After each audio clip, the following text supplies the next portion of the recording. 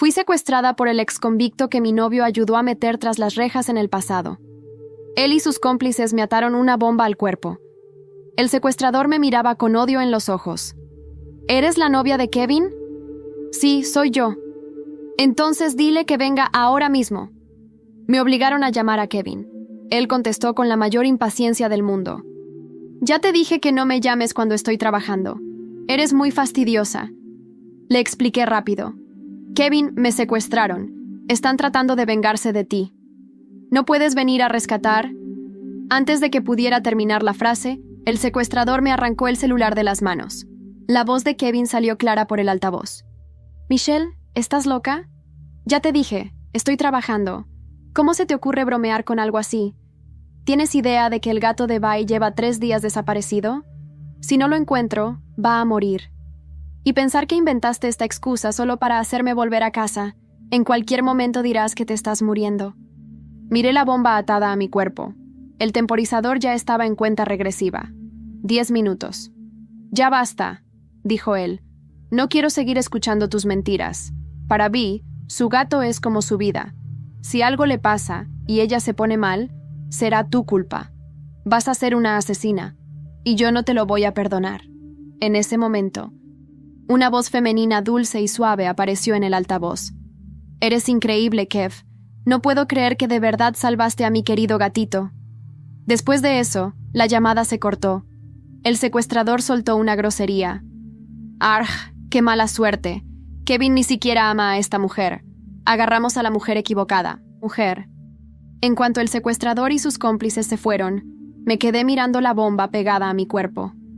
Las lágrimas empezaron a correr por mi cara. Hasta el secuestrador se dio cuenta de que Kevin no me amaba de verdad. Y pensar que solo vi la verdad en el último día de mi vida. Esa tal Vi de la que hablaba Kevin era su amiga de la infancia, Violet Ramírez. Cuando empezamos a salir, Kevin me dijo que Violet era como una hermanita para él. Claro que le creí. Pero cuando empecé a sospechar algo, ya estaba completamente enamorada. Ya no podía salir de esa relación. Kevin salía corriendo a ayudar a Violet a cualquier hora del día, con solo una llamada suya. Incluso pasó el día que conoció a mis padres por primera vez. Nos dejó sin pensarlo 2 veces y fue corriendo a donde Violet solo porque ella tenía miedo de la oscuridad.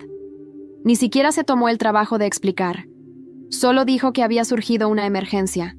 Traté de detenerlo. Le pedí que se quedara por respeto a mis padres.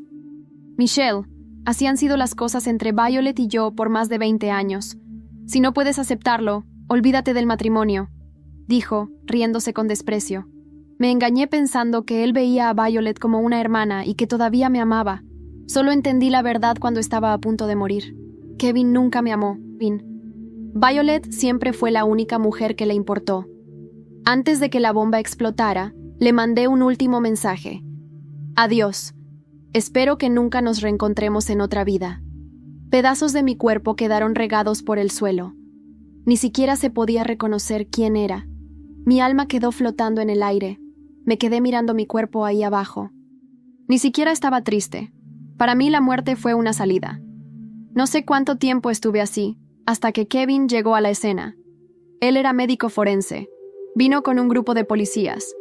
Era el encargado de tomar fotos de la escena, anotar detalles y comunicarse con sus colegas. Uno de los policías dijo: «Encontramos rastros de pólvora aquí. Parece que alguien fabricó esta bomba artesanalmente. El problema es que la identidad de la víctima sigue siendo desconocida». Kevin frunció el ceño al mirar mi cuerpo. Un nerviosismo raro comenzó a crecer dentro de mí.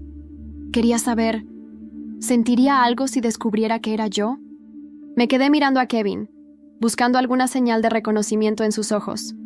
Pero Kevin simplemente se levantó, con la cara seria. Se nota que es una mujer por la ropa. Llevaba algo con estilo. Busquen entre mujeres desaparecidas de entre 20 y 30 años. Mi corazón se vino abajo. No me reconoció. Claro, nunca le importé. ¿Cómo iba a saber que era yo? Después de investigar la escena, mi cuerpo fue llevado a la comisaría. Mi alma fue con él. Acabé sentada en el asiento trasero del auto de Kevin. Él estaba en el asiento delantero. El que manejaba era su colega y mejor amigo, Guillermo Nava. «Kevin, ¿apagaste el celular? El jefe Jacobo te estuvo buscando hace un rato». Me tuvo que llamar a mí para pasarte el mensaje, dijo Guillermo. Kevin frunció el ceño. Parecía haber recordado algo desagradable. Es por culpa de Michelle, que es insoportable. Ya le dije que no me llame cuando estoy trabajando. Pero nunca escucha. Aunque ya estaba acostumbrada a escuchar a Kevin decir esas cosas de mí, ver ese desprecio tan evidente en su rostro me asfixiaba. Era como si una mano invisible me apretara el corazón. Guillermo soltó un suspiro. Kevin, probablemente Michelle solo quería demostrar que le importas. No hace falta que te enojes con ella. Kevin solo bufó con frialdad, sin responderle a Guillermo. En cuanto encendió el celular, lo primero que apareció fue mi mensaje. Mi corazón se encogió. ¿Será que Kevin notaría que estaba actuando raro solo por ese mensaje? Pero no esperaba que su expresión se pusiera tan oscura. «Esto es preocuparse por mí, y encima se despide», murmuró con rabia. De inmediato, Kevin intentó llamarme, pero yo ya no podría contestarle nunca más. Al ver que la llamada no se completaba, su expresión se volvió aún más sombría. «Muy bien entonces, Michelle Fonseca. Es mejor que desaparezcas de mi vida y no vuelvas nunca más». Sin pensarlo 2 veces, me bloqueó. Ni se le pasó por la cabeza la posibilidad de que realmente estuviera en peligro. El dolor que me consumía por dentro desde hace tanto tiempo ahora parecía entumecido. Ya no sentía nada por Kevin. Debí haberme dado cuenta de todo mucho antes. Debí notar que Kevin nunca se preocupó por mí. Nunca fue amable ni cariñoso, pero ya estaba muerta. Entonces, ¿por qué seguía aferrándome a fantasías tan irreales? Seguí mi cuerpo hasta la comisaría. Al poco tiempo, Kevin empujó la camilla con mi cuerpo hasta el laboratorio forense para hacer la autopsia. Mi alma, por algún motivo, quedó atada a Kevin. No podía alejarme de él, ni salir de este plano. Tuve que ver cómo abría mi cuerpo. Por alguna razón, desde que lo vi, estaba conectada a él. No solo no podía alejarme, sino que tampoco podía partir de esta existencia. Pronto salieron los resultados de la autopsia. La víctima tenía unos 26 años. El secuestrador parecía odiarla profundamente. Fue brutalmente torturada antes de la explosión. Pero lo más impactante, estaba embarazada de 2 meses al morir. El silencio llenó el laboratorio cuando Kevin terminó su informe. Tortura, muerte por explosión, 2 vidas perdidas. Cada palabra era como un puñetazo en el estómago. Me quedé en shock con lo que oí. Miré mi vientre, sin poder creerlo. Estaba embarazada. La vida era tan pequeña que ni siquiera sabía que existía, pero fue arrancada de este mundo sin ninguna oportunidad. Las lágrimas cayeron de mis ojos. Kevin solo suspiró. Pobre víctima. Espero que resuelvan este caso pronto. Se merece justicia. No tengo ningún otro caso ahora mismo, así que puedo acompañar la investigación con ustedes. Solté una risa fría, mirándolo. ¿Todavía diría eso si supiera que la víctima era yo? Incluso después de la autopsia, Kevin se mantuvo serio. Él y Guillermo se sentaron en el fondo de la comisaría, fumando en silencio. Kevin, las peleas de pareja pasan. Si Michelle está molesta contigo, ¿por qué no intentas ser más amable con ella?, sugirió Guillermo. Kevin solo soltó una risita sarcástica. ¿Ser amable con ella? Solo me da dolores de cabeza. Me llamó en medio del trabajo y empezó a amenazarme. Como es ella, la próxima vez va a inventar que murió solo para provocarme. Lo que él no sabía era que realmente había muerto. Me pregunto si se arrepentiría de esas palabras, si supiera la verdad. Pero sinceramente, ya ni me importaba. Todo lo que quería ahora era alejarme de él de una vez por todas. Guillermo suspiró, viendo que Kevin no estaba dispuesto a escuchar consejos. La policía comenzó a investigar los casos de desaparición. Guillermo pasó días en la oficina, revisando datos. Hasta el momento, solo lograron identificar a algunas mujeres desaparecidas con características similares. En ese momento, el celular de Kevin sonó. Era Violet. Kev, ¿cuándo vas a volver a casa? ¿No vas a...? Fui y no te encontré. El rostro de Kevin estaba visiblemente cansado. Llevaba noches sin dormir. Pero en cuanto escuchó la voz de Violet, forzó una sonrisa. Estoy con un caso importante. Cuando termine, voy a pasar un tiempo contigo, ¿vale? La voz de Violet tenía ese tono dulce y aniñado, como si siempre hablara con encanto infantil. Pero Kev, quería ver una peli de terror. No tengo valor para verla sola. Antes pasabas todo el tiempo conmigo. Kevin, a diferencia de como siempre era conmigo, no se molestó por su interrupción. Al contrario, le respondió con toda la paciencia del mundo. Te prometo que me tomaré unos días y viajaremos juntos apenas resuelva este caso. ¿Sí? Está bien, respondió ella algo decepcionada. ¿De qué se trata ese caso? Una mujer fue asesinada en una explosión después de ser secuestrada. Todavía estamos tratando de identificar quién era. Creemos que tenía problemas graves con el secuestrador. Soltó una risita ligera, con voz suave, No te voy a contar los detalles. Eres miedosa. Si escuchas esto, no vas a poder dormir. Yo solo podía reír por dentro viendo esa escena ridícula. Kevin se preocupaba por los miedos de Violet, pero nunca pensó en dónde podía estar yo ahora. El contraste entre cómo la trataba a ella y cómo me trataba a mí era brutal. Después de la llamada, Kevin volvió a ayudar a Guillermo a cruzar los datos de mujeres desaparecidas con el perfil de la víctima. Ya era pasada la medianoche cuando terminaron. Ninguna coincidía con los datos. El caso había llegado a un callejón sin salida. Un silencio pesado cayó sobre todos mientras decidían el próximo paso. Kevin se quedó mirando mi cuerpo por un rato. Vamos a divulgar las características de la víctima en la televisión. Tal vez haya algún caso de desaparición que aún no se haya reportado, sugirió. Guillermo estuvo de acuerdo y enseguida contactó con una emisora local. En menos de 10 minutos, mi caso estaba saliendo por toda la televisión de la ciudad. Poco después, el celular de Kevin volvió a sonar. Yo estaba a su lado, algo aturdida. Pero en cuanto escuché la voz al otro lado de la línea, desperté de inmediato. Era mi papá. Habló con urgencia. Kevin, Michelle está desaparecida desde hace unos días. Las características de la chica que ustedes divulgaron coinciden con las de ella. Nunca pensé que volvería a caminar por las calles empedradas de Santillana del Mar, ese pequeño pueblo en Cantabria donde crecí, y del que juré no volver jamás. Pero la muerte tiene esa extraña manera de obligarnos a regresar a donde más duele. La abuela Elvira había muerto, y con ella, una parte de mí también. El aire era húmedo, salado, como si el mar supiera que algo estaba mal. Caminé por la plaza principal con una mezcla de rabia y melancolía. Nadie me miraba directamente, pero sentía sus ojos.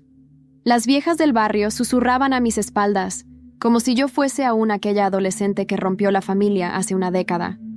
Entré a la vieja casona donde crecí, ahora llena de gente vestida de negro, hipócritas todos. Mi prima Bianca, impecable con su vestido ajustado y sonrisa falsa, fue la primera en acercarse. «Vaya, Livia. Pensé que no vendrías», dijo, sin dejar de sostener su copa de vino. «Tú también pensaste que me quedarían cicatrices para siempre. Y mira, aquí estoy».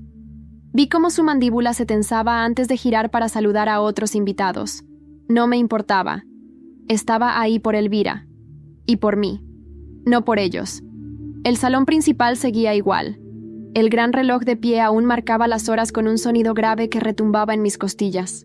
Las fotos familiares adornaban las paredes, cuidadosamente seleccionadas para borrar cualquier rastro de mi existencia, pero no podían borrar mis recuerdos. Horas más tarde, tras soportar conversaciones vacías y miradas calculadas, el abogado de la familia, don Mateo, pidió la atención de todos. Era el momento del testamento. Yo, Elvira Escudero López, declaro en plena conciencia que... Empezó a leer, y cada palabra era como un eco desde la tumba. Mis ojos se fijaron en sus labios. Esperaba algo, cualquier cosa. Un gesto de amor póstumo, una redención. Pero no. Todo fue para Bianca, para mi primo Marcos, para la esposa de mi difunto padre. Isabel, yo no recibí ni una joya, ni una palabra. No entendía. Elvira nunca me habría dejado fuera así. Ella fue la única que me creyó cuando todo se derrumbó. Cuando terminó la lectura, me levanté sin decir nada y fui directo al despacho de mi abuela. Cerré la puerta tras de mí. Ahí, entre papeles viejos, encontré una carta. Escrito a mano, con tinta azul y su caligrafía temblorosa. Livia, si estás leyendo esto, es porque no logré proteger lo que te pertenece. Pero dentro de esta casa, hay verdades que nadie ha querido enfrentar. Encuentra el diario. Ellos tienen miedo de ti, porque sabes ver más allá de las apariencias. No confíes en nadie, ni siquiera en Rafael. Rafael ¿Mi Rafael? Mi corazón dio un vuelco. La última vez que lo vi fue cuando todos me dieron la espalda. Él no dijo nada. Solo bajó la mirada y me dejó sola. Guardé la carta en mi bolso. Iba a encontrar ese diario. Iba a descubrir la verdad. Y si lo que intuía era cierto, no solo me vengaría, los haría pagar. A cada uno. Esa noche dormí en una habitación vacía de la casa. A las 3 de la mañana, escuché un ruido sordo en el piso de arriba. Subí en silencio, descalza, el corazón latiéndome en los oídos. Al llegar al pasillo de los cuartos antiguos, vi una sombra cruzar. Corrí detrás, pero no había nadie. Hasta que en la puerta de la antigua habitación de Elvira, noté algo. La cerradura estaba forzada. Entré. Todo estaba revuelto. Y en el suelo, parcialmente escondido bajo la alfombra, había un cuaderno de cuero envejecido. Lo recogí temblando. Al abrirlo, la primera página decía: «Todo comenzó con una traición que casi me cuesta la vida, y sé que ahora intentarán silenciarte a ti también, Livia». Desperté con la luz de la mañana colándose por las cortinas polvorientas de la habitación. La casa olía a humedad y a recuerdos mal enterrados. El diario estaba sobre mi pecho, como si hubiera dormido abrazada a él por miedo a que desapareciera. No sabía por dónde empezar. Pasé mis dedos por las páginas amarillentas, algunas manchadas por el tiempo, otras por lágrimas secas. Lo noté. Elvira había llorado escribiendo esto. Fue Isabel. Ella llegó a esta familia como un susurro, y terminó siendo un grito que nadie quiso escuchar. Después de la muerte de tu madre, tu padre estaba roto. Isabel se aprovechó de eso. Lo envolvió en su red de falsas sonrisas y promesas vacías. Yo intenté advertirle, pero me apartó. Mis manos temblaban. Había crecido creyendo que mi madre murió en un accidente, que todo fue rápido, sin culpables, sin dolor. Pero aquí estaba mi abuela, insinuando algo más, algo oscuro. «Maldita sea», susurré, sintiendo la rabia subirme al rostro. Salí del cuarto como una tormenta. La casa aún dormía, pero encontré a Marcos en la cocina, desayunando como si nada en el mundo le preocupara.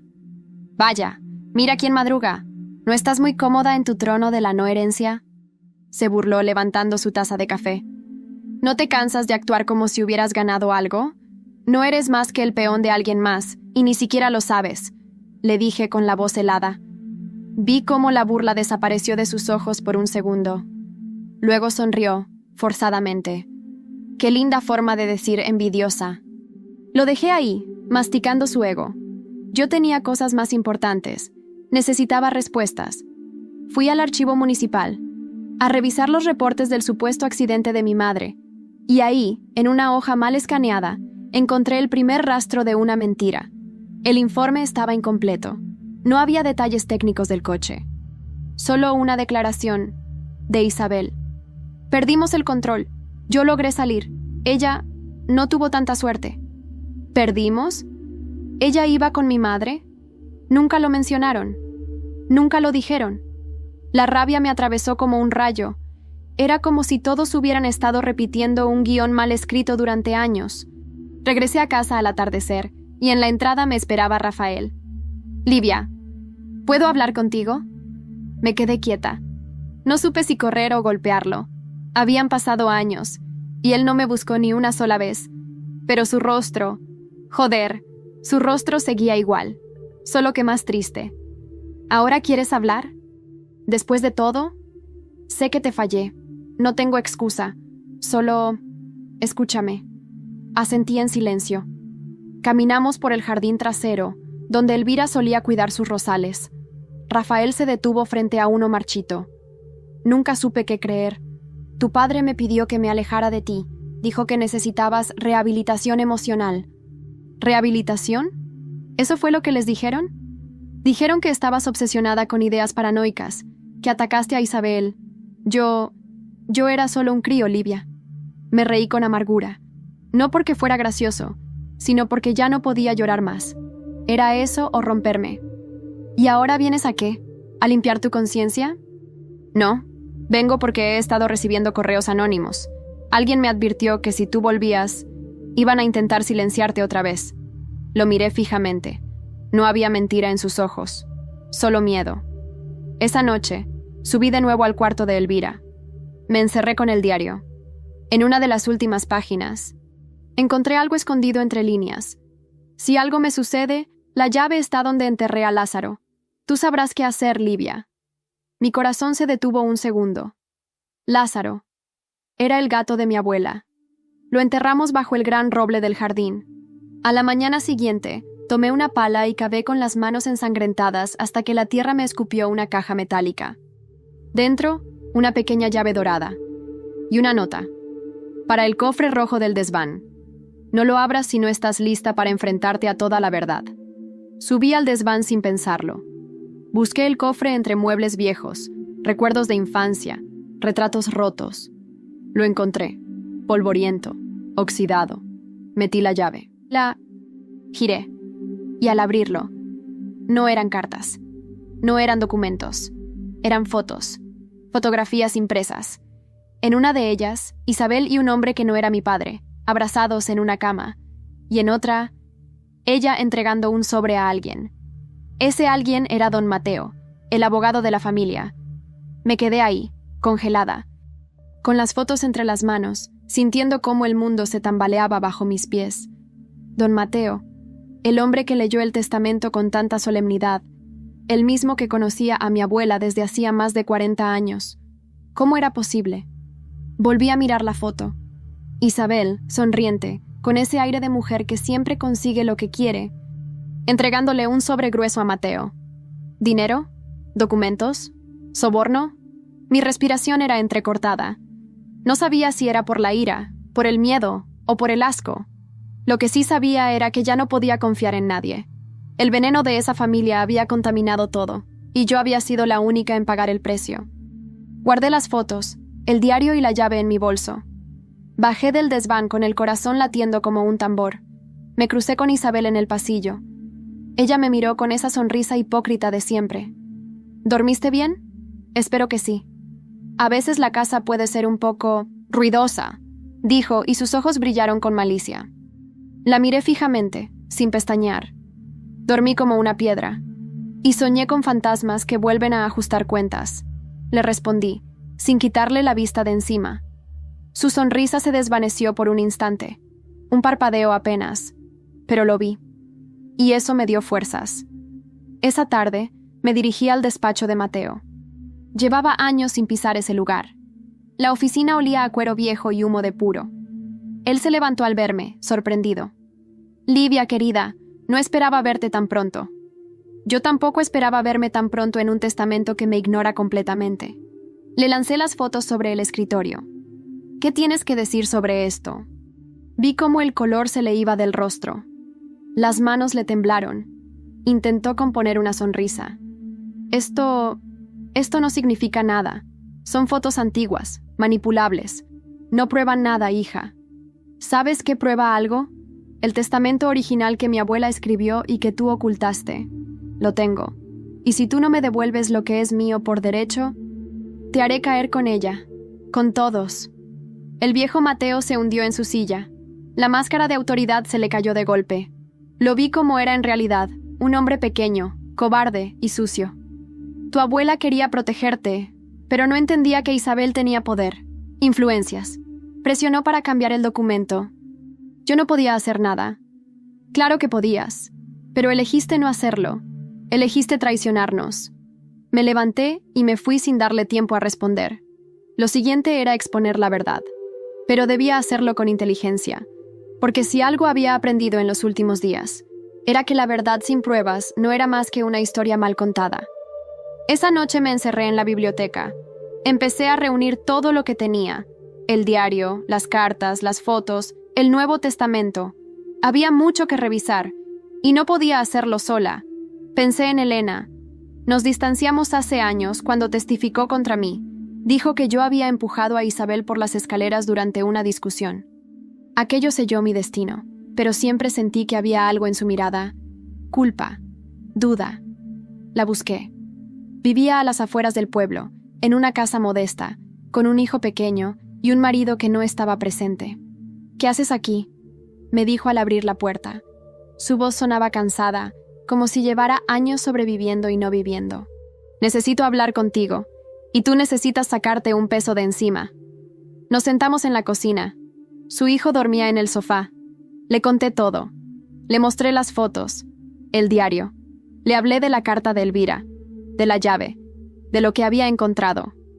Elena lloró. Yo no quería hacerlo, Livia, dijo, con los ojos llenos de lágrimas. Me amenazaron.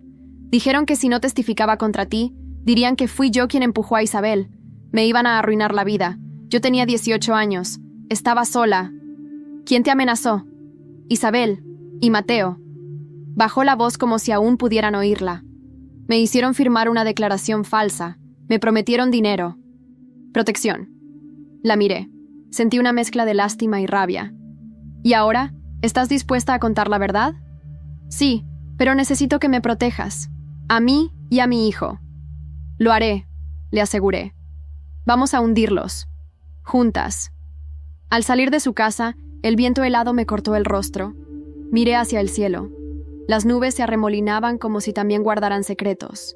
Cuando llegué a la mansión, encontré la puerta principal entreabierta. No había nadie en el salón. Silencio absoluto. Demasiado. Subí corriendo las escaleras. Fui directo a mi cuarto. La puerta estaba abierta. Todo estaba revuelto. Y sobre la cama, abierto de par en par, el diario de Elvira, sin páginas. Cada hoja había sido arrancada. Y en el espejo del tocador, escrito con lápiz labial rojo, había una frase. La verdad no siempre te salva. A veces te entierra. Me quedé paralizada frente al espejo. El mensaje escrito con lápiz labial parecía arder en mi mente. La verdad no siempre te salva. A veces te entierra. Era una amenaza. Clara, directa. Y lo peor de todo, venía desde dentro de la casa.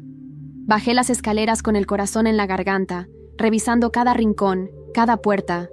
Todo estaba en su sitio, excepto mis certezas. Me sentía observada. Sabía que quien había estado en mi habitación seguía cerca. Esa noche no dormí. Revisé una por una las cámaras antiguas que Elvira había mandado instalar hace años. Algunas aún funcionaban, conectadas a un sistema básico de grabación. Y ahí estaba. A las 2:47 de la madrugada, una figura entraba a mi cuarto. Rostro cubierto, manos enguantadas.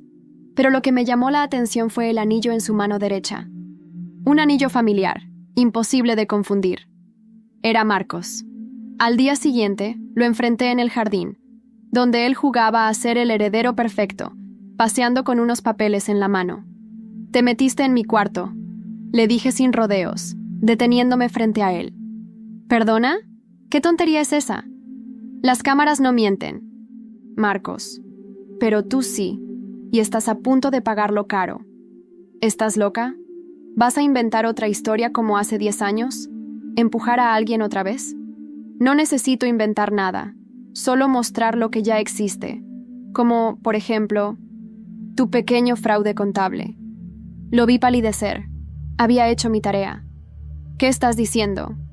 Que usaste la empresa de papá para lavar dinero, que desviaste fondos a una cuenta en Andorra. ¿Te suena familiar? No puedes probarlo. Ya lo hice.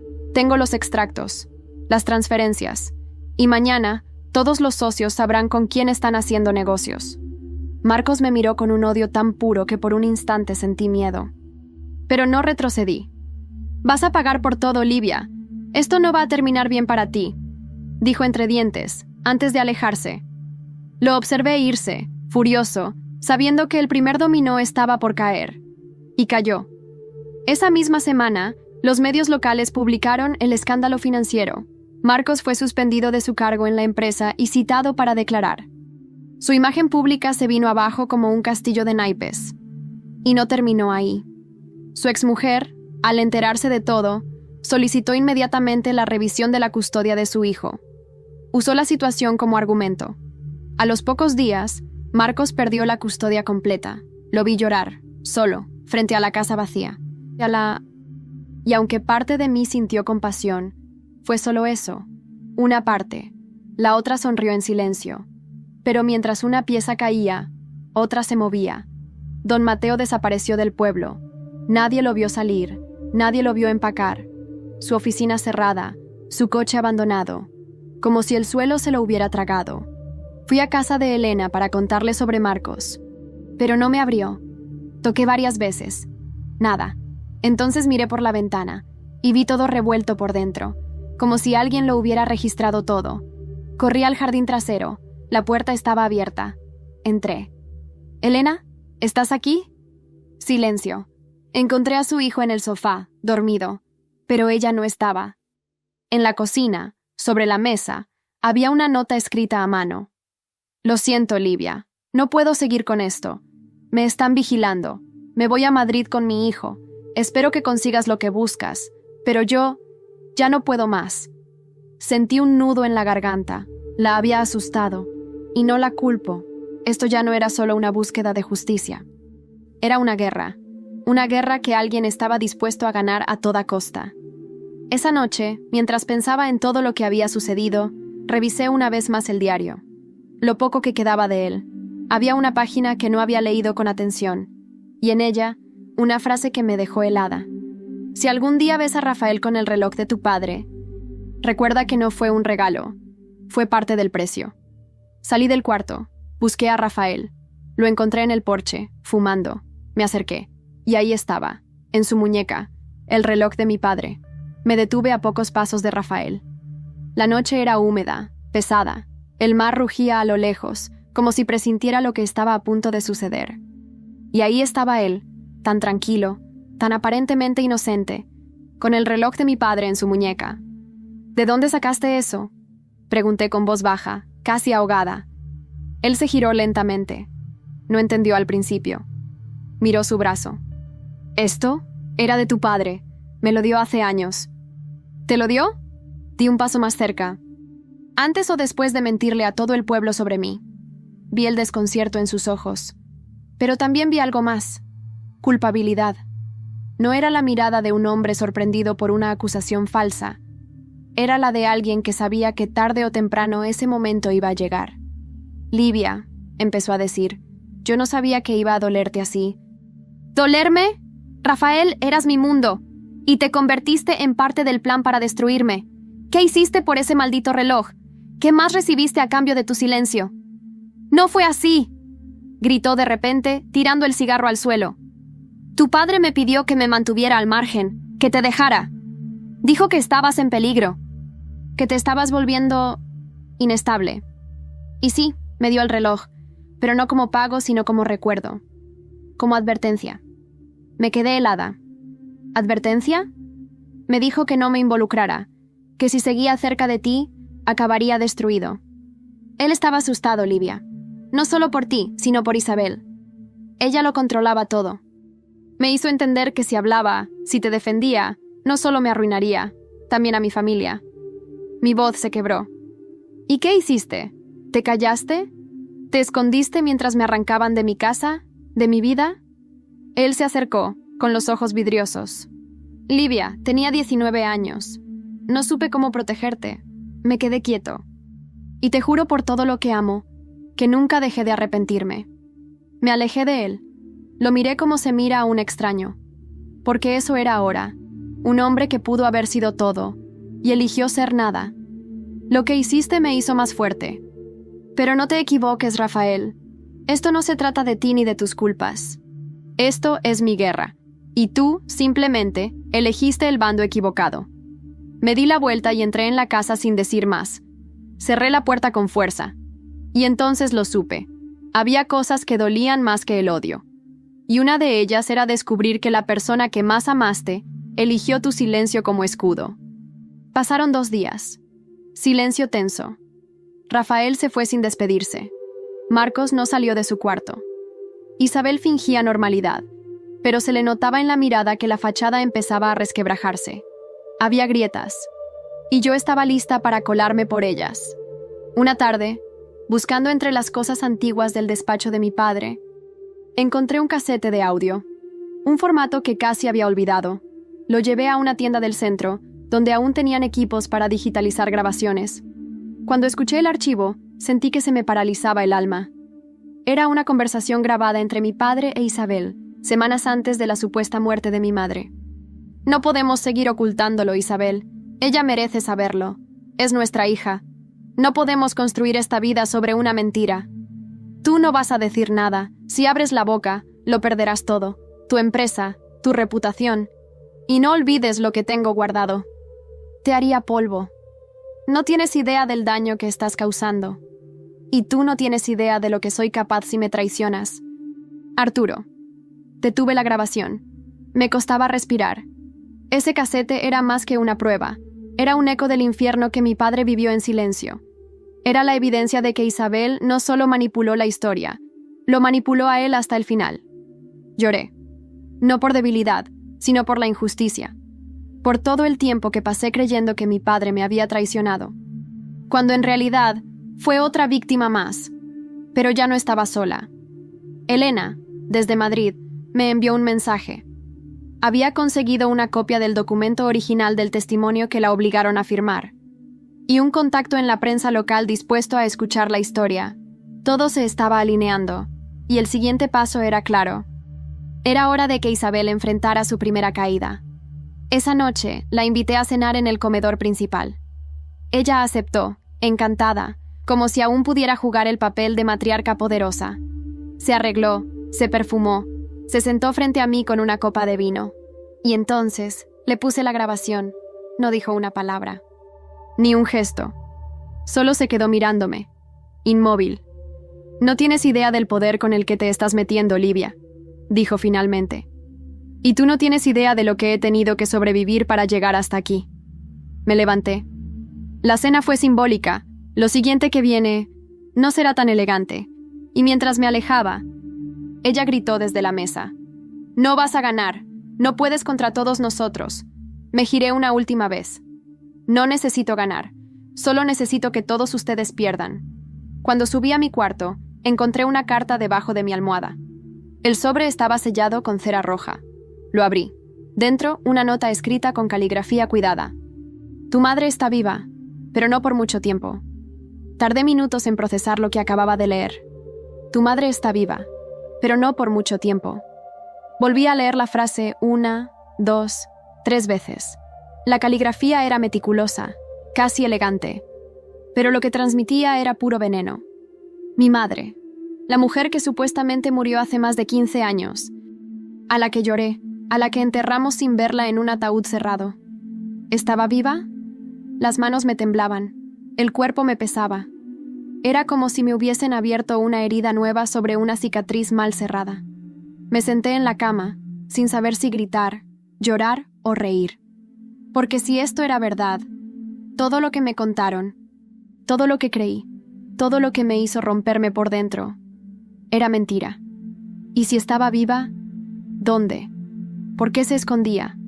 ¿O la escondieron? Esa noche no dormí. Di vueltas en la cama como si las respuestas estuvieran escondidas entre las sábanas. A las 6 de la mañana decidí que no podía esperar más. Fui directo al único lugar donde Elvira podía haber escondido más pistas. Su habitación. Ya había revisado cada rincón, pero esa vez me concentré en lo que parecía normal, porque mi abuela nunca fue una mujer predecible. Revisé sus libros, uno a uno, y entonces lo vi. Una edición antigua de 100 años de soledad. Entre sus páginas, un recibo de transferencia de dinero. Fechado hace 6 años. Destinataria, Lucía Monclús. Ciudad, Granada. Lucía Monclús era el nombre de soltera de mi madre. Sentí un golpe en el estómago. Agarré las llaves del coche sin pensarlo. Conduje sin parar, 5 horas hasta Granada, con los dedos crispados sobre el volante y la cabeza estallando en preguntas. Llegué a una zona rural, en las afueras de la ciudad. El nombre que figuraba en el recibo era de una residencia privada. Casa del Sur. Una especie de hospicio discreto, casi escondido. Toqué el timbre. Una mujer mayor, de rostro amable, me abrió. ¿En qué puedo ayudarte, hija? Estoy buscando a Lucía Monclús. Me dijeron que vive aquí. La mujer me observó como si intentara leer algo más allá de mis palabras. Tú eres... Soy su hija, Livia. Ella palideció. Y luego, sin decir una palabra, me hizo pasar. Subimos unas escaleras lentas, chirriantes. Cada paso se sentía como un martillazo en el pecho. Me detuve frente a una puerta blanca. La mujer la abrió lentamente. Lucía, tienes visita. La habitación era modesta. luz natural, paredes color crema. Y en una esquina, sentada junto a la ventana, una mujer de cabello canoso recogido en un moño, con una manta sobre las piernas. Se giró. Nuestros ojos se encontraron. El mundo se detuvo. «Mamá», susurré, con la voz quebrada. Sus labios temblaron. Sus ojos se llenaron de lágrimas. No dijo mi nombre. Solo se cubrió la boca con las manos y empezó a llorar. Corrí hacia ella. La abracé, y fue como si todas las partes rotas dentro de mí se hubieran vuelto a ensamblar por un segundo. Un segundo eterno. Pasaron horas hasta que pudo hablar con claridad. Me explicó lo que nunca nadie me había contado. Isabel me amenazó. Dijo que si no desaparecía, te haría daño. Me mostró fotos tuyas saliendo del colegio. Sabía tus horarios, tus amigos. Me dijo que tenía contactos en la policía, en servicios sociales, que podía hacerme parecer una madre inestable, una drogadicta, una loca.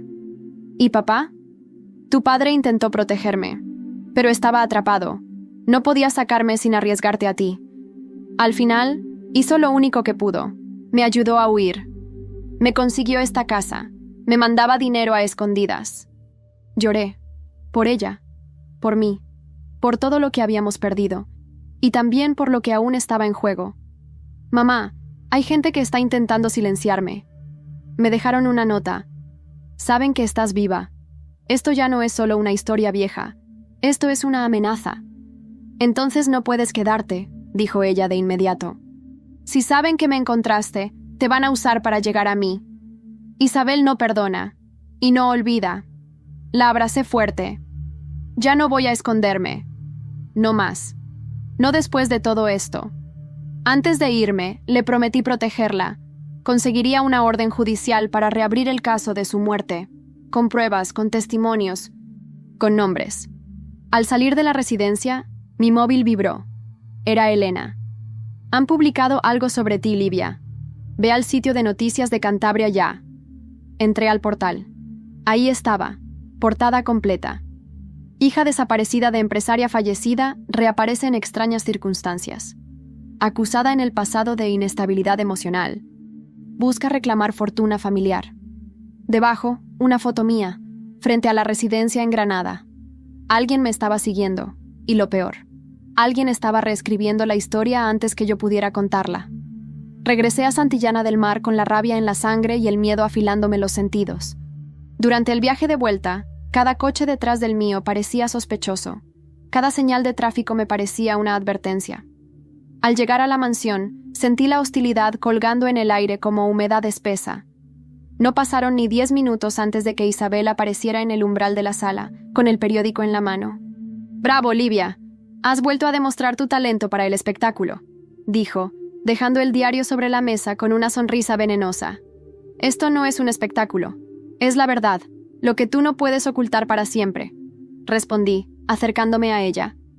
«Mi madre está viva, y voy a llevar esto a la justicia». «¿Y quién crees que va a creerte? ¿Una mujer inestable, con antecedentes, que ahora aparece diciendo que su madre resucitó?» Me quedé en silencio unos segundos, dejando que su soberbia se cocinara en su propio veneno. No tengo que convencer a todos, Isabel. Solo necesito convencer a un juez. Y créeme, ya no estoy sola. Se giró para irse, pero antes de salir del salón, soltó sin mirarme.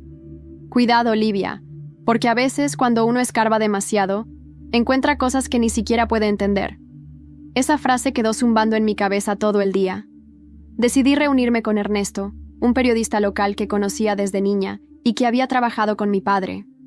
Era uno de los pocos que aún conservaba algo de ética en esa ciudad corrompida por los Escudero. «Livia, lo que estás haciendo es peligroso. Estás tocando intereses de mucha gente. No estoy pidiendo tu protección, Ernesto.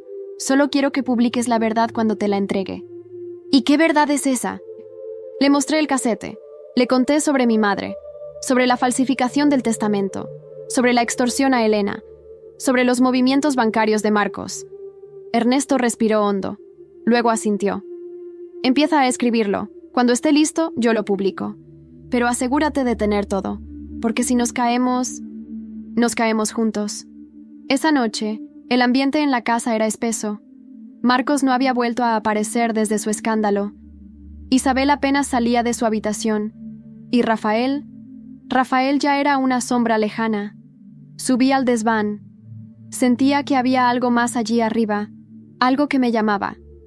Busqué entre los objetos de Elvira con manos temblorosas hasta que encontré una caja oculta detrás de una vieja cómoda. Dentro, sobrecerrados con fechas. Uno de ellos llevaba mi nombre. Lo abrí. Livia, si estás leyendo esto, es porque has llegado al límite. Y si llegaste hasta aquí, es hora de saber quién fue tu madre. De verdad. Mi madre, Lucía. El diario revelaba que ella venía de una familia poderosa, con vínculos políticos, que su unión con mi padre fue un escándalo dentro de su círculo, y que Isabel no fue una simple amante, fue una enviada. Ella no solo destruyó nuestra familia por ambición, lo hizo por encargo. Había intereses detrás de la herencia de los Escudero, conexiones que mi padre se negó a aceptar. Isabel fue plantada como una bomba de tiempo. Todo cobraba sentido. El control, la presión, la forma en que todos se alineaban con ella. No era solo una cuestión de poder económico, era político, social, incluso legal. Isabel no era una oportunista, era una infiltrada. Tomé todas las pruebas y las guardé en un sobre. Al día siguiente las envié a Ernesto. Al volver a casa recibí una llamada. Livia. Era la voz de un hombre mayor, grave, con acento del sur. ¿Quién habla? Soy don Eduardo Monclús, tu abuelo. Me congelé. ¿Cómo conseguiste este número? Lucía me llamó. Me dijo que volviste, que descubriste lo que hicimos. Lo que hicieron. Livia, las cosas no son como crees. Necesitamos hablar. Hay algo que tu madre no te ha dicho. Algo que puede cambiarlo todo. ¿Qué cosa? Tu padre no era quien decía ser. Sentí un vacío en el estómago. Nos vemos mañana, en Oviedo. Yo te espero. Colgó. Y ahí, frente al espejo, me di cuenta. Todo lo que sabía hasta ahora era solo una parte. Una sombra, la verdad completa, aún estaba oculta. Nunca me imaginé que algún día recibiría una llamada de mi abuelo, ese hombre que solo existía en fotos descoloridas y en los silencios incómodos cuando preguntaba por él. Según mi abuela, él había cortado la relación con mi madre tras casarse con mi padre. Un hombre de principios, decía ella con ironía. Ahora, después de más de 15 años de silencio, quería verme. Y no solo eso. Aseguraba tener una verdad que cambiaría todo lo que yo sabía. Conduje hasta Oviedo al día siguiente, bajo una lluvia que parecía una advertencia. Llegué a una finca enorme, rodeada de cipreses y muros altos. Un guardia me abrió sin hacer preguntas. Ya me esperaban. Don Eduardo Monclús me recibió en un salón frío, lleno de cuadros de familia y vitrinas con medallas y diplomas. Alto, de hombros caídos y mirada triste, como si la vida le hubiera arrebatado todo menos la culpa.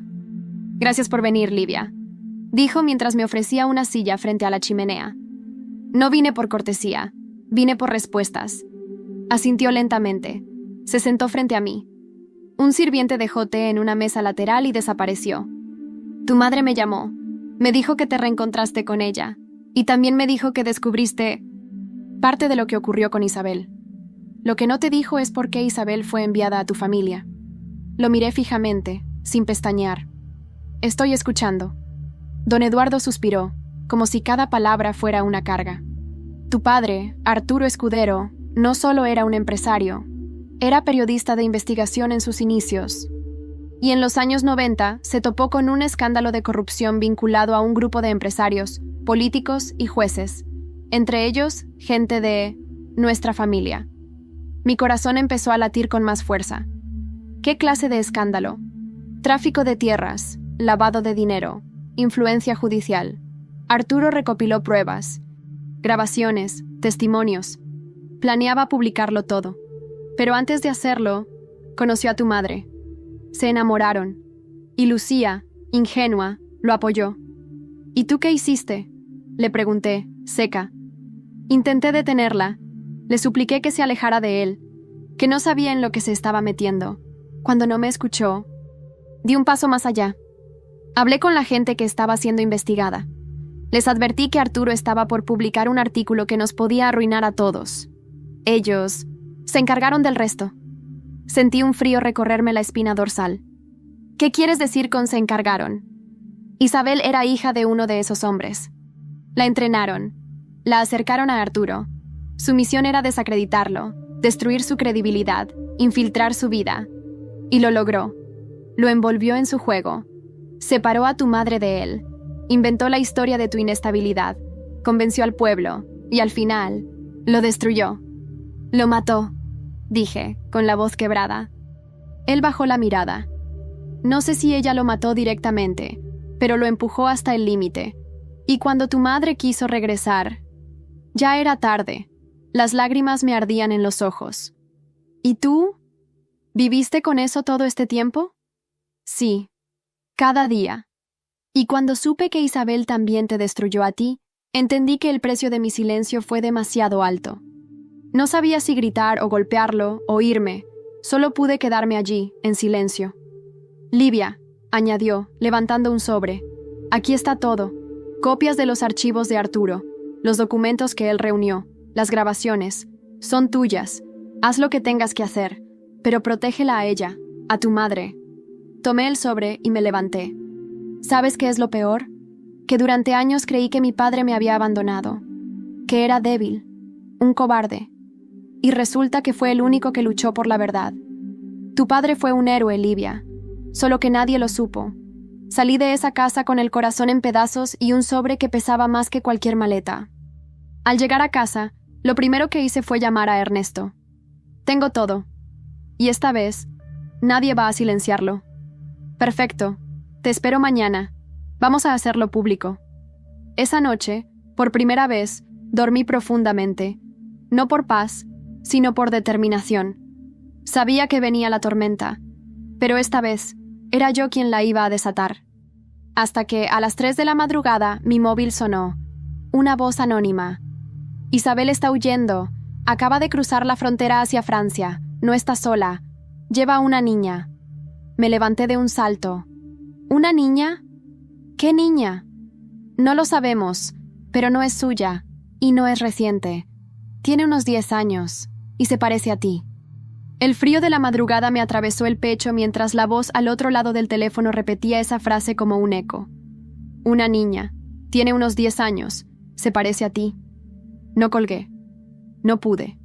Solo susurré. ¿Dónde están ahora? Última señal, cerca de la frontera en Irún. Tomaron la carretera hacia Hendaya. Colgué. Sin pensar, me vestí con lo primero que encontré y salí de la casa con el motor del coche rugiendo como mi propia respiración agitada. Llamé a Ernesto mientras conducía. Isabel está escapando. Lleva a una niña con ella. Y no es suya. ¿Una niña? ¿Qué estás diciendo? No lo sé, pero si tiene 10 años y se parece a mí, entonces puede ser algo mucho más jodido de lo que pensábamos. ¿Qué vas a hacer? Lo que nadie tuvo el coraje de hacer hace 15 años. Atraparla. Conduje durante más de 4 horas, cruzando pueblos dormidos y estaciones vacías, sintiendo el tiempo comprimirse alrededor de mí. Al llegar a la frontera, me acerqué a la Guardia Civil con una copia de la denuncia que había iniciado contra Isabel por falsificación y obstrucción. Necesito que la localicen. Tiene antecedentes, está implicada en un caso judicial y podría estar transportando una menor de forma ilegal. El agente me observó unos segundos, luego hizo una llamada. Tuvimos un aviso hace 2 horas. Vehículo abandonado en un área de descanso cerca de Hendaya. La mujer y la menor no fueron localizadas. Corrí de nuevo al coche. Seguí la ruta hasta el lugar indicado. Allí, en medio de la niebla, el coche de Isabel estaba aparcado entre 2 camiones, con la puerta del copiloto entreabierta. Entré. Todo estaba revuelto. Ropa tirada, documentos arrancados. Pero en el asiento trasero, una mochila rosa. La abrí con manos temblorosas. Dentro había cuadernos escolares, dibujos. Uno de ellos me dejó sin aliento. Era un retrato, una niña, una mujer y una figura masculina sin rostro, con una gran X roja sobre él. Y abajo, en letra infantil, ponía «Mamá Isabel, yo y la señora triste». Me dejé caer en el suelo. ¿Qué demonios estaba haciendo Isabel? ¿Quién era esa niña? ¿Dónde estaba ahora? Entonces sonó mi teléfono. Era un número desconocido. «Livia Escudero», dije temblando. ¿Quieres a la niña? Era la voz de Isabel. Su tono era sereno, casi maternal. ¿Dónde estás? ¿Qué has hecho? He protegido a la única inocente en medio de este infierno. Esa niña no es tu enemiga. Es parte de ti. Es la última pieza. ¿De qué estás hablando? Tu madre no solo huyó por miedo, también huyó por vergüenza. Arturo no solo investigaba corrupción. Había una mujer en su vida antes de Lucía, una relación prohibida, un hijo no reconocido. Me quedé sin aliento. Esa niña es tu sobrina, Livia, hija de tu medio hermano. Un hermano que Arturo intentó borrar de su historia, y ahora todos quieren usarla como moneda de cambio. ¿Dónde estás, Isabel? Estás cerca, muy cerca, pero quiero que me escuches. Todo esto no es solo venganza, es memoria, es legado. Y si quieres salvarla, ven sola. Te enviaré la ubicación en 10 minutos. La llamada se cortó. Esperé. Cuando llegó la ubicación, era un antiguo orfanato abandonado cerca de la costa. Conduje como una posesa. El edificio se alzaba gris, húmedo, con las ventanas tapiadas. Entré con el corazón latiendo como un tambor de guerra. La encontré en el salón principal, Isabel, de pie, vestida de negro. Y detrás de ella, una niña de ojos enormes, cabello oscuro, abrazando un peluche. «Se llama Alma», dijo Isabel sin girarse. «Y si tú no tomas las riendas de esta historia, nadie más lo hará». Me acerqué despacio. La niña me miró, con esa mezcla de curiosidad y miedo que tienen los que han visto demasiado en poco tiempo. «Hola, Alma», le dije, con la voz más suave que pude. «¿Eres la señora triste?», me preguntó. Tragué saliva.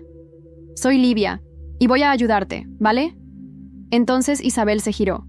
Por primera vez en mi vida, la vi humana, cansada, derrotada. «No volveré contigo», dijo, firme. «No vine por ti», respondí. «Vine por ella». «Te la dejo, pero entiende esto, Livia. Ahora tú eres el blanco. Tú tienes la verdad. Y eso, créeme, es más peligroso que cualquier enemigo». Salimos del edificio. Afuera ya estaban las autoridades. Isabel fue arrestada sin resistirse.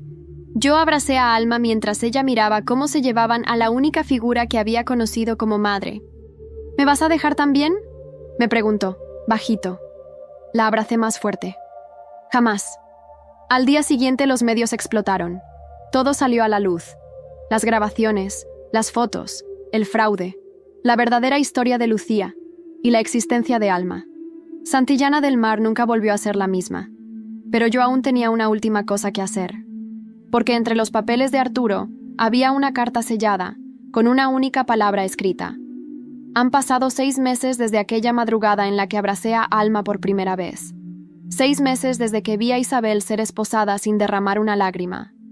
6 meses desde que el silencio que había cubierto nuestra familia por décadas fue finalmente quebrado. A veces me despierto aún pensando que todo fue un sueño, que sigo siendo esa niña rota que se escondía en los rincones de la casa para no escuchar las discusiones. Pero no. Ahora soy la mujer que transformó su dolor en justicia. La carta que mi padre dejó con la palabra «final» escrita en tinta negra no era solo una despedida. Era su confesión más íntima. En ella me contaba que sabía que no iba a sobrevivir, que había demasiadas personas poderosas involucradas, que su lucha por la verdad, aunque justa, lo estaba consumiendo. Pero también me decía que creía en mí, que si alguna vez leía esa carta, era porque había conseguido llegar al punto donde él no pudo. «Livia, si tienes esta carta en tus manos, significa que lograste sobrevivir al veneno que nos rodeaba. Yo no pude protegerte, ni a ti ni a tu madre, pero tú eres más fuerte que todos nosotros juntos. No vivas para vengarte, vive para reconstruir». Lloré al leer esas palabras, no de tristeza, sino de orgullo. Mi padre había sido muchas cosas, pero nunca un cobarde.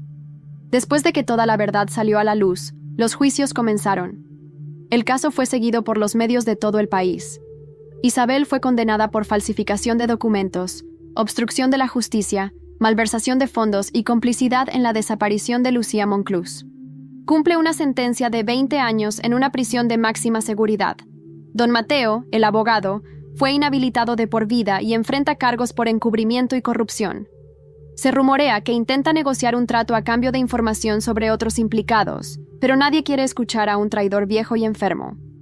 Marcos. Su caída fue la más estrepitosa. Perdió la empresa, la custodia de su hijo y el respeto de todos. Vive ahora en un pequeño piso en Santander, solo, quebrado, sin nadie que le tome en serio. Algunos dicen que pasa los días bebiendo, otros que busca venganza. Yo solo sé que ya no tiene poder. Bianca desapareció de la vida pública. Perdió sus contratos, sus redes, su nombre. Dicen que vive en Barcelona con otra identidad, intentando reconstruir su imagen desde cero. No la he vuelto a ver, ni me interesa. Rafael se fue. Se despidió con una carta sincera, reconociendo su cobardía, su amor malogrado, y deseándome un futuro mejor. No lo odio, pero tampoco lo necesito. Elena volvió a vivir en Cantabria. Nos vemos a menudo. Está reconstruyendo su vida, cuidando de su hijo y tratando de perdonarse a sí misma. Nuestro vínculo es distinto ahora, más real. No olvidamos lo que pasó, pero lo entendemos. Mi madre vive conmigo. Se está recuperando, poco a poco. Cada día es una batalla para ella, pero ya no está sola. Alma la llama Abuela Lucía, y verlas juntas me recuerda lo que significa ganar realmente. ¿Y yo? Yo decidí convertir la casa familiar en un refugio, un centro cultural para mujeres que han sido silenciadas, víctimas de abusos de poder, manipulaciones, traiciones. Lo llamé Elvira, en honor a la única persona que nunca me dejó de amar, incluso después de muerta. Alma asiste a la escuela, dibuja, sonríe. A veces me llama Mamá Livia, y otras veces solo se queda callada y me abraza. Es suficiente. Con ella aprendí que la venganza se agota. Pero el amor reconstruye. El pueblo ya no susurra mi nombre como un escándalo. Ahora lo dicen con respeto, con admiración. Saben lo que pasé, lo que enfrenté, lo que gané. Pero cuando camino por las calles, aún noto miradas. No de miedo, ni de odio, sino de advertencia. Porque saben que si alguien intenta destruirme otra vez, esta vez no sobrevivirá. Mi historia no terminó con una explosión. Terminó con silencio. El silencio de la justicia que por fin cayó. El silencio de los enemigos caídos. El silencio que merezco después de tantos años de guerra. Pero cada noche, antes de dormir, me repito algo que Elvira solía decirme de niña.